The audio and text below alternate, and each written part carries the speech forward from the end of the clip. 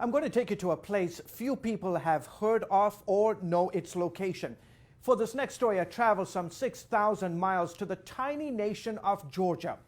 No, we're not talking about the state in the U.S., but an ancient land where culture, tradition, and faith in Jesus Christ run deep.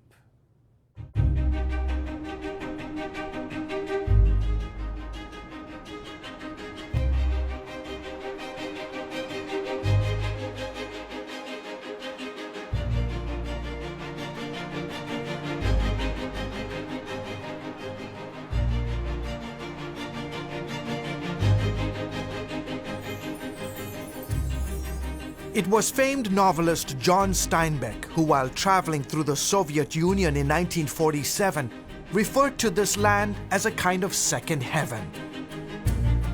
And it's easy to see why. Once part of the Communist Empire and often called the Riviera of the Soviet Union, the Republic of Georgia nestles between the Caucasus Mountains and the Black Sea. Turkey and Armenia flank its southern border. Azerbaijan is to the east, Russia to the north. Levan Vazadze is a Georgian businessman. I come from a very ancient, perhaps one of the most ancient cultures in the world. An ancient place where people speak a language that's over 2,000 years old.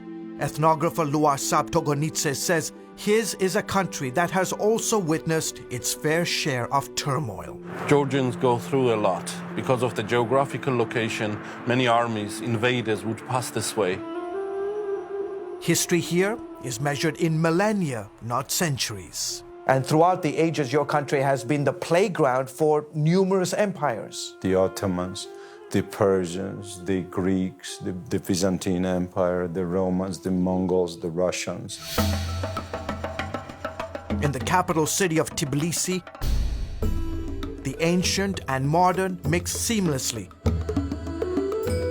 to create a beautiful portrait of Georgia's rich culture and traditions. One of the best ways to take in the sights and sounds of Tbilisi is to take one of these trolleys up the mountain.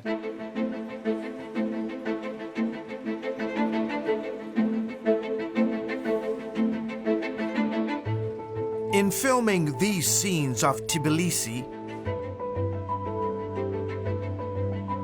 and stunning countryside landscapes, Georgian cameraman Georgi Shamazana said it best.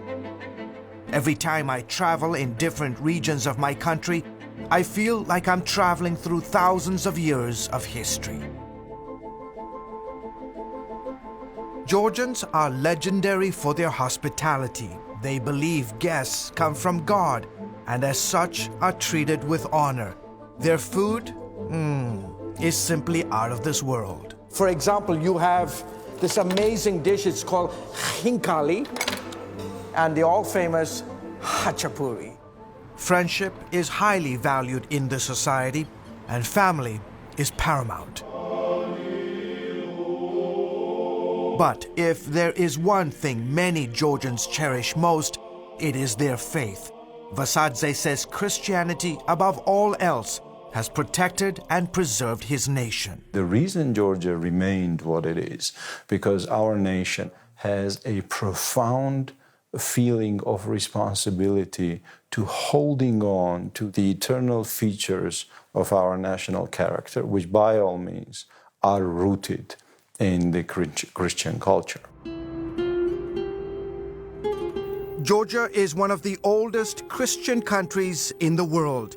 Its Christian heritage can be traced here to the small town of Mshketa.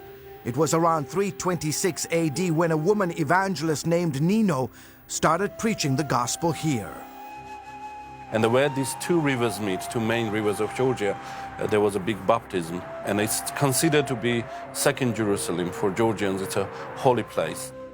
Christianity spread to the rest of the country and in about 10 years became the state religion. 5 crosses symbolizing Christianity's influence adorn the Georgia national flag. Dating back to the 4th century, the church has played a significant role in the society. In fact, about 80% of Georgians say they belong to the Orthodox Church. Georgians have always had to defend their faith, even to the last drop of blood. Iona Gamrekeli is a prominent leader in the Georgian Orthodox Church. He says over the centuries, many Christians became martyrs for refusing to renounce their faith.